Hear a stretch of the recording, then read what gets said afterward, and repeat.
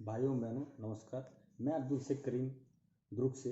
आपको पता है कि मैं हमेशा भ्रष्टाचार के मामले, आम जनता की परेशानी और कर्मचारी जो उत्पीड़ित रहते हैं, जिन्हें अधिकारी पीड़ित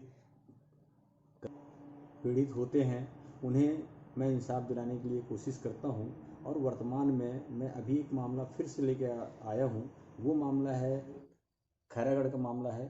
यहाँ एक सबसे बहुत ही खराब बात ये रही है कि पिछले साल भर से यहाँ जो डीओ आए हुए हैं, मिस्टर R.A. दुबे, राम अवतार दुबे जी हैं यहाँ के डीएफओ।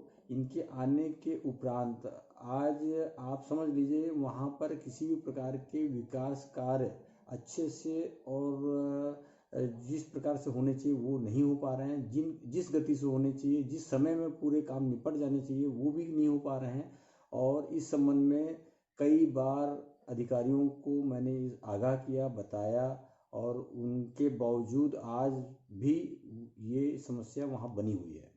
वर्तमान जो डीएफओ है राम अवतार दुबे जी, इनकी स्थिति ये है कि ये कभी भी ये ऑफिस जो समय होता है 10:30 से 5, ये कभी भी पूर्णतः नहीं बैठते।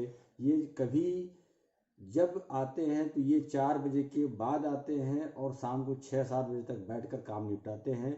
इन्हें पता नहीं क्या चीज़ का डर समाता है या ये कैसे काम करते हैं, ये तो भगवान जाने और ये जाने। और यहाँ के सारे स्टाफ इस चीज़ से परेशान हैं कि ये समय पर ऑफिस में आकर काम नहीं निपटाते हैं। ये जब भी आते हैं तो ये लेट करके आते हैं, जिससे आम जनता या पत्रकार या आम जनप्रतिनिधि या विभागीय कर्मचारी जो इनसे काम रखते हैं वे इनसे दूरी रहे। उसका कारण शाम के आने का यही कारण मुझे लगता है कि ये उनसे नहीं मिलना चाहते, उनसे बचना चाहते हैं और कोई भी समस्या का समाधान करने की स्थिति में ये नहीं रहते। पता नहीं क्या कारण है। मैं जहाँ तक मैं इनको 8 साल से जानता हूँ, 8 सालों में मैंने इन्हें देखा है, ये हमेशा परेशान हाल रहते हैं, ऐसा मुझे लगता है। पता नहीं इनकी पारिवारिक कारण है या मानसिक कारण है, क्या है। ये कभी भी सही समय में सही डिसीजन लेने में अक्षम लगते हैं मुझे। ये व्यक्तिगत राय है मेरी अपनी। वर्तमान में मैं जो बात कर रहा था वो है खैरागढ़ की। आज आपको एक सबसे बड़ा अहम मुद्दा, ये डीएफओ साहब की जो कार्यप्रणाली है, इनका जो उठना बैठना है या जो ऑफिस का काम निपटाना, इस संबंध में मुझे कोई ज़्यादा वो करना नहीं है। क्योंकि जब आला अधिकारी या विभाग के मुखिया, वन मंत्री इनके कार्यों से अगर संतुष्ट हैं तो उस पर मैं कुछ नहीं कह सकता। आपको पता होना चाहिए कि अगर एक डीएफओ अगर अपना ऑफिस सही तरीके से संचालन नहीं कर पा रहा या अपने क्षेत्र का सही तरीके से संचालन नहीं कर पा रहा, तो इसकी जवाबदारी तो मुखिया की होती है। यानी प्रशासन में देखा जाए तो पीसीसीएफ महोदय की होती है और शासन पे देखा जाए तो मुख्यमंत्री की होती है, ये वन मंत्री की होती है। तो अगर ये दोनों संतुष्ट है तो उस पर मुझे कुछ नहीं कहना है। पर हाँ, एक सबसे बड़ी समस्या है इनके आने के उपरांत। आज लगभग मैं समझता हूँ कि वहाँ के जो वन चौकीदार हैं, घर के चौकीदार है, बैरियर के चौकीदार है, या ऑफिस के चौकीदार है, या रेंज ऑफिस के चौकीदार है, कहीं के भी चौकीदार है, या फायर वॉचर है जो अंदर बीट में जो रहते हैं, प्लांटेशन के जो चौकीदार है, इनके आज 9 महीने हो गए। 9 महीने से इन्हें कोई भी वेतन नहीं मिला है। अब आप सोचिए, एक छोटा सा वन चौकीदार जो होता है, वन चौकीदार की क्या हैसियत होती है। अगर वो इतना बड़ा आदमी होता, इतना बड़ा दाऊ होता, इतना बड़ा लैंडलॉर्ड अगर आदमी होता, तो वो यहाँ नौकरी क्यों करता। अब ये सोचिए कि अब 9 महीने से किसी चौकीदार को आप पैसा नहीं दिए हैं, वो घर अपना कैसे चलाता होगा। इस बारे में इनसे बात करने के लिए मैं कम से कम 4 से 5 बार इनके ऑफिस गया, पर ये ऑफिस में मुझे नहीं मिले ना। ये घर पे जाओ तो घर पे बोलते हैं कि ऑफिस में मिलिए, ऑफिस में हम समय देंगे, घर पे नहीं देंगे। ऑफिस में बैठिए तो ये 4 बजे तक नहीं आते हैं, 4 बजे के बाद आते हैं। ये स्थिति है। वर्तमान में इनके चौकीदार जो है बेचारे कर्जा लेकर अपने घर पर चला रहे हैं, ब्याज में पैसा उठा रहे हैं। इस संबंध में इनके उच्च अधिकारी कभी कोई संज्ञान नहीं लेते हैं। इस संबंध में कई लोगों ने संपर्क भी किया उच्च कार्यालय में, मुझे जहाँ तक मुझे पता चला, लेकिन किसी भी उच्च अधिकारी ने इस संबंध में कोई भी कार्रवाई करने से पता नहीं क्या गुरेज करते हैं, क्या इनके पास में वो प्रॉब्लम है या रामाधव दुबे साहब का इनसे व्यक्तिगत बहुत मधुर संबंध है, मैं नहीं कह सकता, बट इतना जरूर है कि कहीं ना कहीं रामाधव दुबे साहब का अपने डिवीजन से लेके ऊपर मुख्यालय तक या शासन पर भी व्यक्तिगत बहुत अच्छा संबंध है, तभी इनके खिलाफ अभी तक कोई कार्रवाई नहीं हो रही है। ये अच्छा, इनकी एक और सबसे बड़ी बात मैं आपको बता दूं कि ये अपने कर्मचारियों को मतलब इस तरीके से बिहेव करते हैं कि मत पूछिए। एक सोचिए आप, एक रेंज अफसर जो होता है, जिसे मतलब जो एक राजपत्रित अधिकारी है, वो उसे रे और बे में तक बात किया जाता है, ऐसा मैंने सुना है। सच्चाई तो डीएफओ साहब जाने और उनके जो अधीनस्थ लोग हैं वो जाने, पर जहाँ तक मुझे सुनाई दिया है कि वो अपने अधीनस्थ लोगों को भी रे और बे में बात करते हैं। और अभी मुझे पता चला है, मैंने जब ये मेरी बात मेरे जहन में ये बात आई, मेरे सामने में जब ये बात आई कि 9 महीने से 8 महीने से, यानी जनवरी से फरवरी से मार्च से अभी किसी भी चौकीदारों को तनख्वाह नहीं मिला है, वेतन नहीं मिला है, तो मैंने इस संबंध में ऊपर के कार्यालय, इनसे ऊपर के जो उच्च कार्यालय है वहाँ से संपर्क किया, वहाँ से जानकारी लेने की कोशिश की, तो मुझे पता चला है कि अभी जनवरी से लेकर अभी तक इन्हें 36 से 37 लाख रुपए मिला वेतन देने के लिए चौकीदारों का। पर ये 36 लाख रुपए कहाँ खर्च किया डीएफओ ने, इस बारे में उच्च कार्यालय ने कभी भी संज्ञान में नहीं लिया, जबकि इनके पास में हर महीने डीएफओ को बजट देने के बाद में डीएफओ के द्वारा जब समाप्त किया जाता है बजट को या खर्च किया जाता है, तो फॉर्म 14 प्लस अकाउंट उच्च कार्यालय में आता है। उससे ये अपना जो बजट दिए हैं उस बजट को ये वेरीफाई कर सकते हैं कि इन्होंने जिस बजट को जिस चीज़ के लिए दिया गया था उस बजट को उस काम में खर्च किया है या नहीं, ये क्रॉस चेकिंग कर सकते हैं उच्च कार्यालय, पर नहीं करते। इनसे जब सवाल करें आप कि भाई आपने जो बजट दिया, जब डीएफओ ने उसमें खर्च नहीं किया, तो बोलते नहीं हमने बजट दे दिया, हमारा काम खत्म हो गया। ये ऊपर की बोली होती है। मैं ये नहीं बताऊंगा कि किसने ऐसा बोला है, क्योंकि किसी की बात बोलना उचित नहीं है। अब रही बात डीएफओ के यहाँ से अगर चर्चा करें आप कि भाई जब 35-36 लाख रुपए आपको जब यहाँ पर बजट में आया वेतन देने के लिए चौकीदारों का, तो आपने बजट क्यों नहीं खर्च किया, बजट वेतन में क्यों खर्च नहीं किया? तो उनका कहना है कि भाई हम तो जो खर्च किए, अगर हमने गलत खर्च किया है तो उच्च कार्यालय हमारे ऊपर में एक्शन ले। भाई बताइए, डिवीजन का स्टाफ कहता है कि अगर हमने गलत खर्च किया है तो उच्च कार्यालय क्या कर रहा है, हमारे ऊपर में एक्शन ले भाई। और मेरा यही कहना है उच्च कार्यालय से कि अगर आपने बजट उनका तनख्वाह देने के लिए दिया है, उनका वेतन देने के लिए दिया है, तो डीएफओ अन्य कार्य क्यों करवा रहे हैं उस पैसे से? है, मुझे जहाँ तक जानकारी मिली है कि उन सारे पैसों को बंदरबाट कर लिया जाता है। जहाँ अनावश्यक खर्चे होते हैं, जहाँ अनावश्यक कार्य होते हैं, वो कार्य करा लिए जाते हैं और उस पैसे का बंदरबाट कर लिया जाता है। अब वो बेचारे जिनके लिए वो तनख्वाह आया था, वो बजट आया था तनख्वाह देने के लिए, वो बेचारे अभी तक उनको 1 रुपया पैसे नहीं मिले।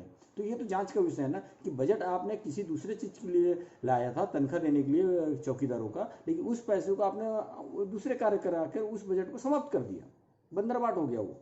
अब उसमें क्या बंदरबाट हुआ, भ्रष्टाचार हुआ, कैसे हुआ, ये भी एक जांच का विषय है। लेकिन सबसे बड़ी बात यह है कि वो जो गरीब है, जो चौकीदार जिन्हें 9 महीने से तनख्वाह नहीं मिला है, वो कैसे करें? अभी सामने वर्तमान में आज 5 तारीख हो गया आपका, आप बताइए कि कुछ दिनों में अभी दीपावली है, दीपावली में कैसे करेंगे वो गरीब आदमी, बताइए।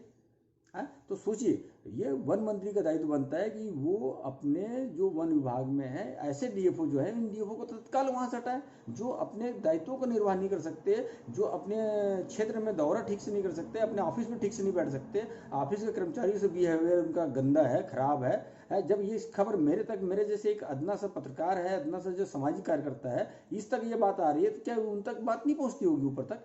है, उच्च अधिकारियों तक नहीं बात पहुंचती होगी, लेकिन इनकी पोस्टिंग हुई कैसे भाई? सबसे बड़ी बात है, जब ऐसा आदमी है तो इसकी पोस्टिंग होती क्यों है ऐसे पर्सन की? है, इनसे आप फोन में बात कीजिए, कभी फोन उठाते नहीं है आदमी। मैंने खुद मुझे पता चला कि बैहर तरफ से एमपी से इधर माल आ रहा है, कुछ लकड़ी तस्करी हो रही है, कुछ वो हो रहा है, मैंने खुद संपर्क करने की कोशिश किया इनसे, इन्होंने कभी फोन नहीं उठाया। जब डीएफओ फोन नहीं उठा रहे हैं तो आप बताइए एसडीओ और रेंजर क्यों फोन उठाएंगे भाई किसी का? है, ये तो यही सोचते हैं कि पता नहीं ये पत्रकार है, ये पता नहीं ये कैसा है, ये क्यों फोन कर रहा है, इनके दिमाग में बस यही रहता है, इसलिए फोन ही नहीं उठाते, ना किसी से सड़े खुले दिल से बात करते। अरे भाई, हम आपको कोई जानकारी देने के लिए, हो सकता है हम आपको रात को 8 बजे फ़ोन कर रहे हैं कि सर ऐसा ऐसा है, यहाँ से माल निकलने वाला है, आप इसको थोड़ा सा वॉच कीजिए, तो आपका रेंजर ही फ़ोन नहीं उठाता, एसडीओ फ़ोन नहीं उठाता, डीएफओ भी फ़ोन नहीं उठाता है। तो आपका तो पूरा बॉर्डर सील है। बॉर्डर सील कहाँ हुआ? आपका तो खुला हुआ है, क्योंकि वहाँ पर जो कर्मचारी हैं वो अपने अपने घरों पर रहते हैं, और जो वो है आपका बैरियर है वो खुला रहता है हमेशा। जब गाड़ी आती है रोक दिया अपने मर्जी से, टीपी चेक करा लिए तो ठीक है, नहीं तो गाड़ी आ रही है और जा रही है, 24 घंटे खुला हुआ है।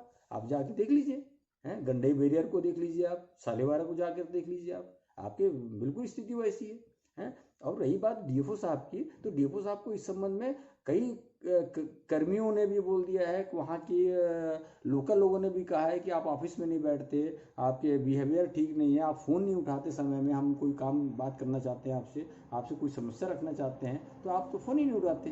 वो आदमी कुछ नहीं बोलते, वो बोलते हैं हमारे अधिकारी खुश है और आप कौन होते हैं हमको इस तरीके से बोलने वाले। तो ये मेरा कहना यही है, उच्च अधिकारियों से मेरा निवेदन है, आप जिन भाई, जो भी भाई ये वीडियो मेरा देख रहे हैं, उनसे निवेदन है कि मेरे इस वीडियो को शासन के जो भी अधिकारी हैं या प्रशासन के जो भी अधिकारी हैं आपके संपर्क में, उन तक इस वीडियो को पहुंचाइए और ये सवाल जरूर उठाइए कि जो लोग वहाँ पर गरीब जो चौकीदार हैं, उन चौकीदारों का तनख्वाह उन्हें सुनिश्चित हो कि 2 से 3 दिनों के अंदर में मिल जाए।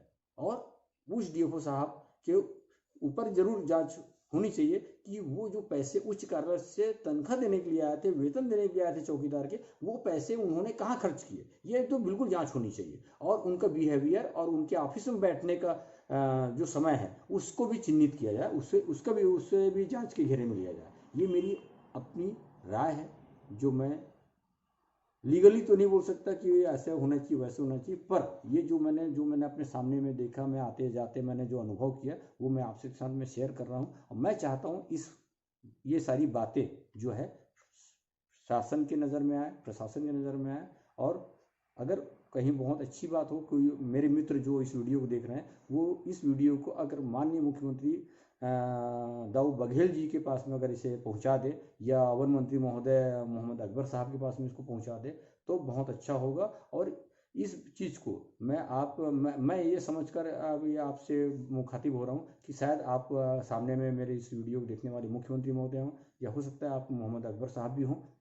तो आपसे बस मेरा इतना ही इल्तिजा, इतना ही मेरा आपसे गुजारिश है कि बराए मेहरबानी आप अपने जो अधीनस्थ जो डीएफओ हैं, जिन्हें आपने ये सब चार्ज देकर रखा हुआ है काम कराने के लिए, अच्छे काम होंगे, हम विकास के काम होंगे, हमारे कांग्रेस के कार्यकाल में अच्छे काम होंगे, तो ये सारी चीज़ें जो आपने सोचा वो वास्तविक में वहाँ हो रहा है कि नहीं हो रहा है, इस चीज़ों को भी देखने के लिए कोई ना कोई एक ऐसा आदमी आप व्यक्तिगत रूप से रखें जो पूरे वन मंडलों में घूम घूम के देखे वहाँ की क्या परेशानी है, वहाँ के कोई कर्मचारी कितने परेशान हैं, वहाँ के अधिकारी कितने परेशान हैं डीएफओ से, या वहाँ का डीएफओ सही तरीके से आम जनता के साथ में, जनप्रतिनिधि, छोटे जनप्रतिनिधि के सामने में, सरपंच को अपने ऑफिस में बुलाकर बात करता है कि नहीं करता है, इस बारे में आप बिल्कुल पता कराते रहिए, जिससे आपको पता चलेगा कि आपका कौन सा डीएफओ कितना अच्छा है और कितना अच्छा उसका व्यवहार है, और वो नीचे पे मतलब जंगल पे वो क्या काम कर रहा है और काम हो रहा है कि नहीं हो रहा है, इस हिसाब से आप उनको पॉइंट्स दीजिए और उन्हें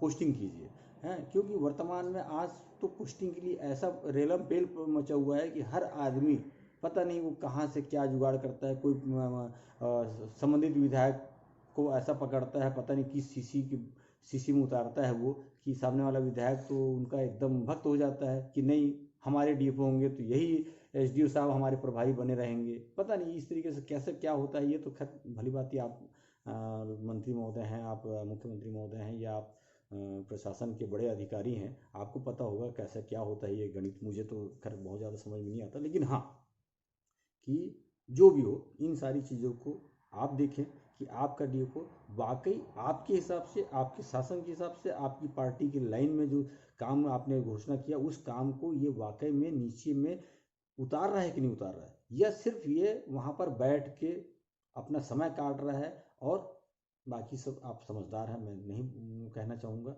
हाँ, बस महोदय जी आपसे इतना ही निवेदन है कि इन जो छोटे जो दैनिक वेतन भोगी हैं, जो बेचारे चौकीदार हैं, उन चौकीदारों को उनका जो वेतन है 9 महीना 8 महीने 7 महीने से जिनका तनख्वाह रुका है उनका तनख्वाह दिलवा दीजिए। और उन्हें दीपावली में, ये अगर दीपावली के पहले मिल जाए, आज 5 तारीख हो गया, 5 नवंबर हो गया, दीपावली शायद 12-13 नवंबर के आसपास का है, तो अगर ये 2-4-5 दिनों में अगर हो जाता है तो इन्हें कुछ पारिवारिक जो दबाव है या कहीं से उन्होंने कर्जा ले रखा है, कहीं पर से इन्होंने ब्याज में पैसा ले रखा है, तो ये उनको चुका कर अपने घर को अच्छे से अपने बाल बच्चों के सामने दिवाली मना सके। ये आपका, मेरा तो फर्ज है, मैंने आप इनकी जो तकलीफ़ें हैं इस तकलीफ़ों को मैंने आप तक पहुंचा दिया, लेकिन अब आपका दायित्व बनता है कि आप इन गरीबों का जो तकलीफ़ है उसे दूर करें। मेरा आपसे इतना ही निवेदन है। नमस्कार, जय हिंद।